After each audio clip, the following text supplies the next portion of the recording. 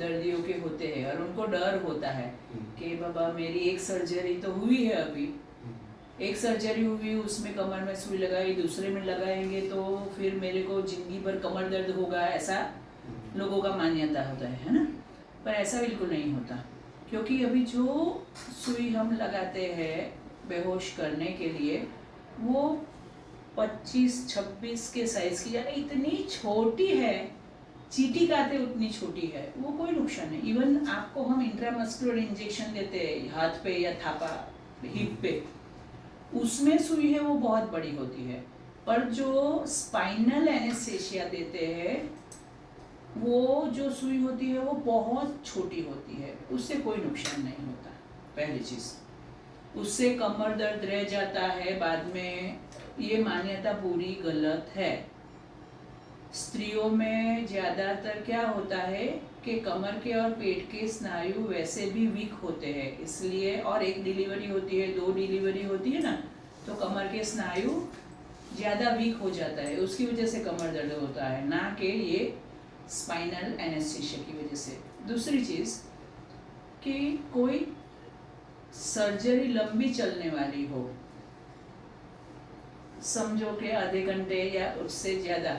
तो better spinal anaesthesia देना दर्दी के लिए अच्छा रहता है। क्यों, वो समझ लीजिए कि वो एक तो एकदम छोटा है और उतना भाग ही, जितने में हमें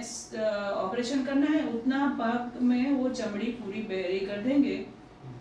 तो वहाँ संवेदना नहीं रहेगी, उनको दर्द नहीं होगा। पर हाँ, जो डॉक्टर बोलते हैं, आजू बाजू स्टाफ बोलते हैं, वो उनको सुनाई देता है, इट्स ओके, वैसे भी हम गप्पा लगाएंगे एक दूसरे के साथ, उसमें क्या है, पर उनको पेन नहीं होगा जरा भी, बराबर। अभी जनरल एनेस्थीसिया में क्या होता है कि पूरा बॉडी, यहाँ हाथ में सुई देते हैं, पूरा बॉडी बेशुद्ध करते हैं, तो उसमें फ़ायदा डॉक्टर को ज़्यादा रहता है कि पेशेंट को हम कुछ भी बोले सुनाई नहीं देगा। दूसरा कि जरा भी पेशेंट हिलेगा ही नहीं और बोलेगा नहीं, कुछ भी कंप्लेन नहीं करेगा, तो डॉक्टर को मन की शांति, बराबर। पर कभी कभी वो बेहोश, पूरा बेहोश करने में, वैसे तो सेफ ही है एनेस्थीसिया नए आए हुए जनरल एनेस्थीसिया पर किसी किसी को कभी कभी क्या होता है कि उसकी वजह से थोड़ा ज़्यादा डिप्रेशन हो जाता है, उसमें से बाहर नहीं आ सकते एनेस्थीसिया के, या फिर उसको थोड़ा देरी से बाहर आएंगे एनेस्थीसिया के, या गहन बहुत ज़्यादा लंबा चलेगा, या किसी किसी को थोड़ा हार्ट पे इफेक्ट हो सकता है। पर नए में वो भी नहीं है, बहुत कम है, पर ये बहुत सारे इसके, तो जैसे हम ऐसा सोचते हैं कि अगर हमारे परिवार में किसी का सर्जरी कराना हो तो हम, डिपेंड्स क्या प्रॉब्लम है, पर ज़्यादातर अगर स्पाइनल में हो सकता है वह सर्जरी, तो वह हम स्पाइनल में ही कराएंगे एनेस्थीसिया में, वही सबसे ज़्यादा दर्दी के लिए सेफ होता है। फिर भी ये डिसीज़न ज़्यादातर